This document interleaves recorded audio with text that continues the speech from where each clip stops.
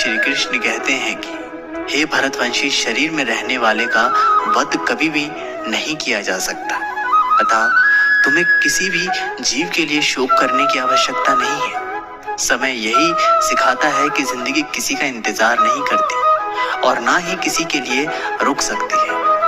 मनुष्य को अपने कर्मों के संभावित परिणामों से प्राप्त होने वाली विजय या पराजय, लाभ या हानि, प्रसन्नता या दुख इत्यादि के बारे में सोचकर चिंता से ग्रसित नहीं होना चाहिए। यदि आप अपनी गलतियों से कुछ सीखते हैं तो गलतियां सीढ़ियां हैं, और नहीं सीखते तो गलतियां सागर है। निर्णय आपका है, चढ़ना है या डूबना है। समस्या इतनी ताकतवर नहीं होती जितना कि हम उन्हें मान लेते हैं।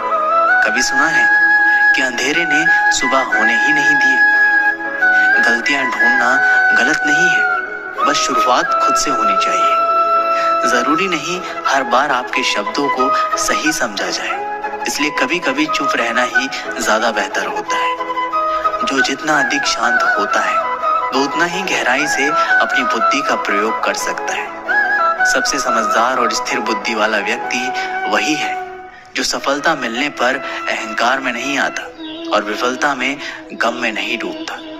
श्री कृष्ण कहते हैं कि हे अर्जुन, व्यक्ति जो चाहे बन सकता है यदि वह विश्वास के साथ इच्छित वस्तु पर लगातार चिंतन करे। सिर्फ दुनिया के सामने जीतने वाला ही विजेता नहीं होता, बल्कि किन रिश्तों के सामने कब और कहां पर हारना है ये जानने वाला भी विजेता होता है।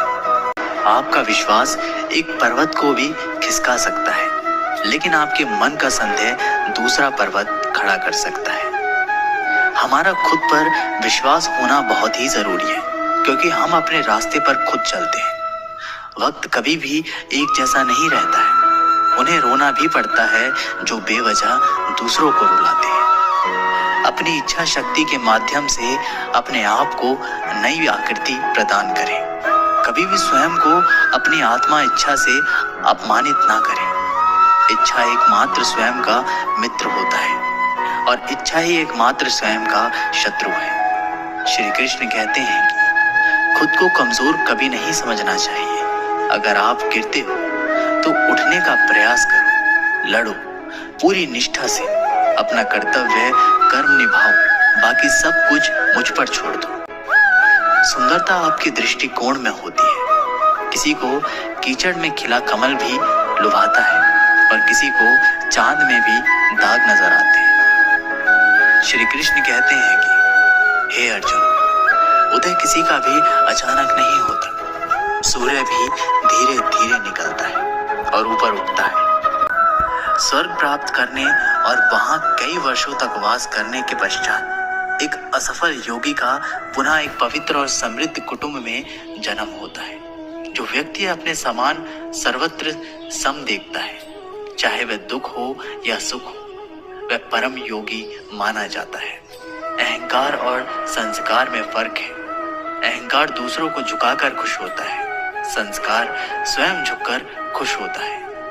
सेवा सबकी करो, मगर आशा किसी से मत रखो, क्योंकि सेवा का सही मूल्य ईश्वर ही दे सकते हैं। जब सत्य की असत्य से लड़ाई होगी तो सत्य अकेला खड़ा होगा और असत्य की फौज लंबी होगी, क्योंकि असत्य के पीछे मूर्खों का झुंड भी होगा।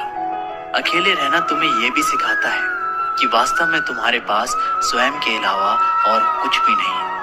जब परिवार के सदस्य अप्रिय लगने लगे और पराये अपने लगने लगे तो समझ लीजिए विनाश का समय आरंभ हो गया है।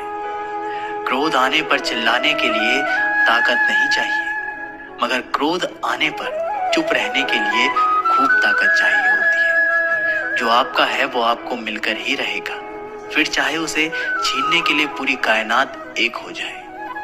दो प्रकार के व्यक्ति इस संसार में स्वर्ग से भी ऊपर स्थित होते हैं। एक वो जो शक्तिशाली होकर भी क्षमा कर देते हैं, और दूसरे वो जो दरिद्र होकर भी कुछ दान करते हैं।